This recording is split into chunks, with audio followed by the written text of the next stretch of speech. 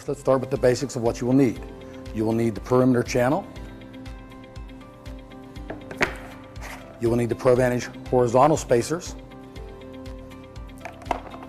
ProVantage vertical spacers, glass block sealant.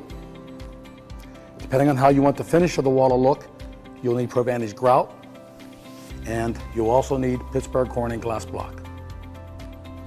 To start building your glass block panel, you'll start off with the perimeter channel. As you can see, there are pre-drilled holes in the perimeter channel. You will screw the channel in around your rough opening in your frame. Next, you will take a glass block, you stick it down into the channel and push it over to the edge and inside the other channel. Next, you will take the glass block sealant and you'll apply a bead of sealant on each side of the centerpiece of the vertical spacer, and you'll glue that in place. Once in place, you'll then apply another bead of sealant on each side of the center. Grab the next glass block, slide it down into the bottom of the channel, and then slide it over in place.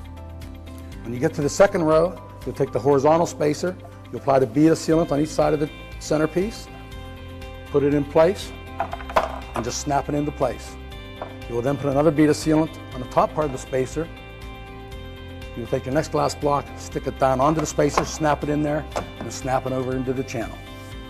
Repeat the process for every block. Put the sealant on the spacer, put it in place. Next block, put in place, slide over. You repeat this for every block and every row as you go up to build your panel.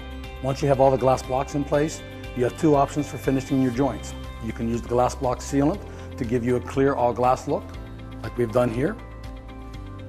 Or another finishing option is to use the ProVantage grout system, which gives you a modular look like we have done here.